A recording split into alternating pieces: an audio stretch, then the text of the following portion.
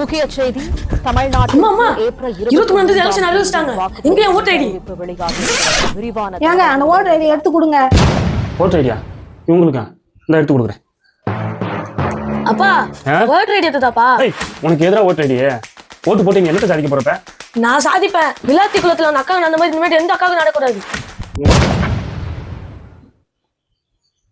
அவனுக்கு ஓட்டே இல்லைனாலும் எங்களை பத்தி யோசிக்கிறான். விளாத்தி குளத்துல நடந்த மாதிரி உலகத்துல எந்த பொண்ணுக்கும் நடக்க கூடாது. கடுமையா இருக்கணும் தண்டனை. தண்டனையை கடுமையாக்கினா மட்டும் தப்புகள் குறையாது.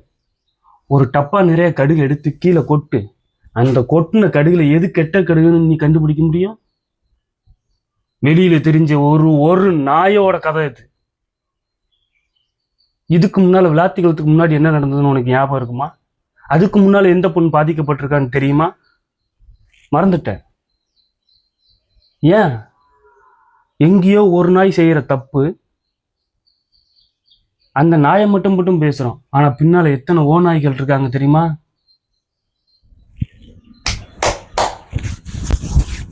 ஆண்டாண்டு காலமா பெண்களை அடிமைத்தனத்துல உட்கார வச்சு பெண்களை இழிவுபடுத்தி அவங்கள ஒரு பக்கமா நிறுத்தி வச்சு ஆண்கள் தான் ஒரு நாய் செஞ்ச தவறு பின்னால இருக்கிற ஒவ்வொரு ஓநாயும் தப்பிச்சுக்கிட்டு இருக்கு.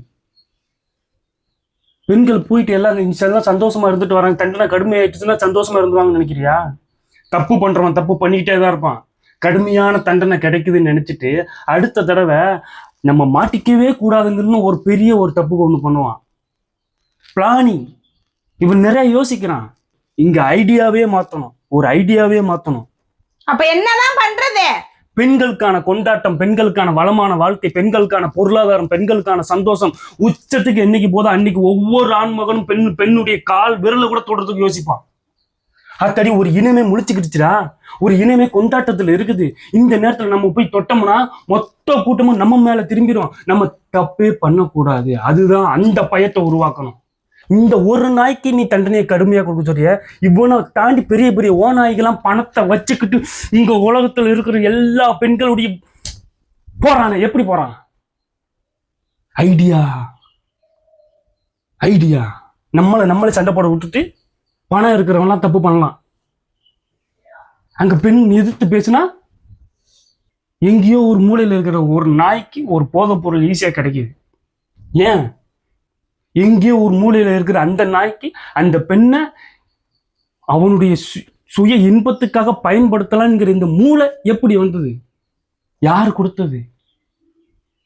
ஒரு பெண் சோசியல் மீடியாவில் தன்னைத்தானே கவர்ச்சியை காமிச்சு அதை ஆண்களுடைய வசமா திருப்பி அந்த ஆணுடைய மூளையில தன்னுடைய எச்ச அந்த சுபாவம் மேலே ஏறுறதுக்கு யார் காரணம்?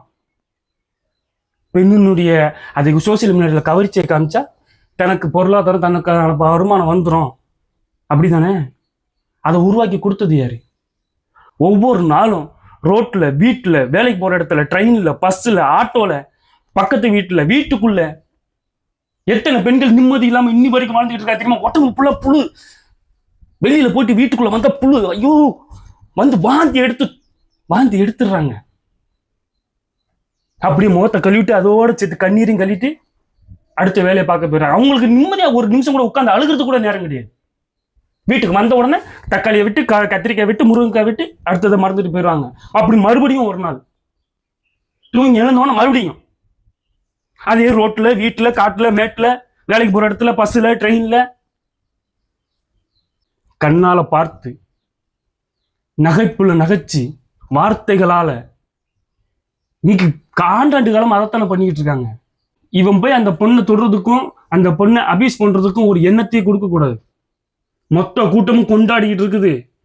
ஆண்டாண்டு காலமா அடிமைப்பட்டு கிடக்கிற பெண் இனம் இந்த ஜெனரேஷன்ல மொத்த கூட்டமும் கொண்டாடிக்கிட்டு இருக்கும்போது தொட்டு கூட பார்க்க மாட்டான். தொட்ட பெரிய ஓநாய் கொண்டு ஒரு பெண்ணை தொடுறதுக்கு யோசிப்பான். இந்த காசை வச்சுதானே மொத்த பேரும் இவ்வளவு தூரம் ஆட்டம் ஆடிக்கிட்டு இருக்காங்க. இந்த காசையே பெண்களுக்கான முதன்மை சக்தியா மாத்திட்டான். ஒரு ஊர் நாட்டுல வேலைக்கு போற ஒரு வயக்காட்டுல வேலைக்கு போற ஒரு பொண்ணுக்கு 150 ரூபா சம்பளம், ஒரு ஆணுக்கு 300 ரூபா சம்பளம். எங்க அந்த பாகுபாடு வந்தது? 150 ரூபாய் என்னத்த பாகுபாடு எப்படி வந்துச்சு? அவங்களுக்கு ஏன் வருமானம் கம்மி? அவங்களுக்கு வருமானத்தை கம்மியா கொடுக்கறதுனால அவங்களுடைய வாழ்க்கை பாதிக்கப்படுது. அந்த வாழ்க்கையை எதிர நிற்கிற ஆண் சக ஆண் பயன்படுத்திக்கிற யோசிக்கிறான். ஆண் என்ன சம்பளம் வாங்குறானோ பெண்ணுக்கு அதே சம்பளத்தை கொடுத்தா அவன் எப்படி அந்த பொண்ணை தொடர்ந்து யோசிப்பான்? அத்தடி நம்ம வாங்குற சம்பளமா அந்த பெண்ணு வாங்குறாளே, அவளை தொடக்கூடாத. சம்பளம் கம்மியா வாங்குறா, நம்ம சம்பளத்துல இருந்து ஒரு 50 ரூபா கொடுத்து அந்த பொண்ணை தொட்டுக்கிறலான்னு ஒரு எண்ணம் வருதுல, அதை உடைக்கணும்ல. அதான ஐடியா. தண்டனை கடுமையாக்க மட்டும் இப்படி சரியாயிரும். தப்பு நடந்ததுக்கு அப்புறம் அவனுக்கு தண்டனை வாங்கி கொடுக்கணுங்கிறது புத்தி கிடையாது. தப்பை நடக்க விடாம யோசிக்கணும், அதுதான் புத்தி. அதுதான் பெண்களுடைய கொண்டாட்டம். அந்த பெண்களின் மிகப்பெரிய சக்தி பெண்களுடைய கொண்டாட்டம்.